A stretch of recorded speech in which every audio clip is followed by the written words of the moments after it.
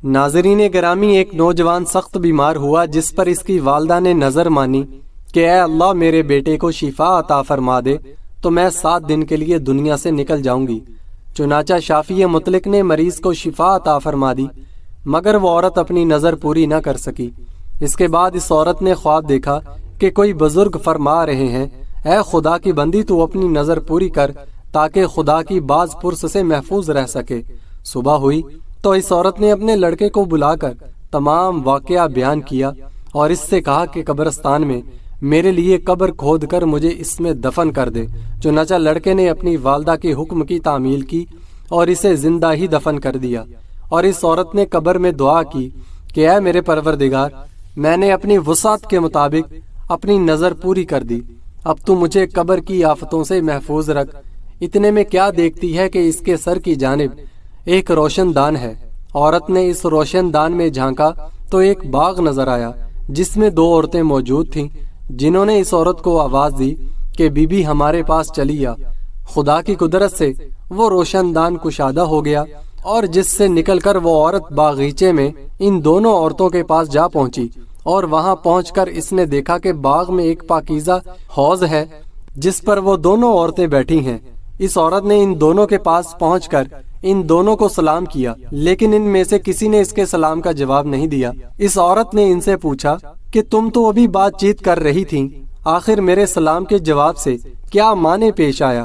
اس کو ان دونوں عورتوں نے جواب دیا کہ سلام تو اطاعت و بندگی ہے اور ہم یہاں اس سے روک دیے گئے ہیں۔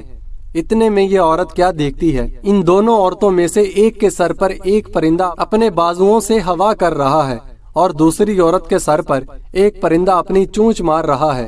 یہ دیکھ کر اس عورت نے پہلی عورت سے دریافت کیا کہ تمہاری اس فضیلت کا سبب کیا ہے؟ اس نے جواب دیا کہ میں دنیا میں اپنے شوہر کی فرما بردار بیوی تھی اور میرے دنیا سے رخصت ہوتے وقت میرا شوہر مجھ سے خوش تھا، بس اسی اطاعت گزاری کے صلے میں اللہ تعالیٰ نے مجھے اپنی اس نعمت سے نوازا ہے۔ پھر اس نے دوسری عورت سے معلوم کیا کہ بی بی آخر تمہاری اس کلفت کا سبب کیا ہے؟ تو اس نے بتایا کہ میں تھی تو نیک بخت، مگر شوہر کی فرما بردار نہ تھی، اور میرے دنیا سے رخصت ہوتے وقت میرا شوہر مجھ سے ناخوش تھا، لہٰذا میری نیک بختی کا صلہ اللہ تعالیٰ نے مجھے یہ باغ عطا فرمایا، لیکن شوہر کی نافرمانی اور ناراضگی کے باعث میں اس عذاب میں مبتلا ہوں۔ لہٰذا میں تم سے درخواست کرتی ہوں کہ جب تم اس دنیا سے واپس جاؤ تو میرے شوہر سے میرے لیے سفارش کرنا، ممکن ہے کہ وہ مجھے معاف کر دے اور راضی ہو جائے۔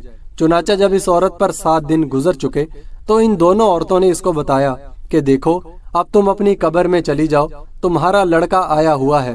اس بات کو سن کر اس عورت نے اپنی قبر میں آ کر دیکھا تو معلوم ہوا کہ اس کا لڑکا قبر کھود رہا ہے۔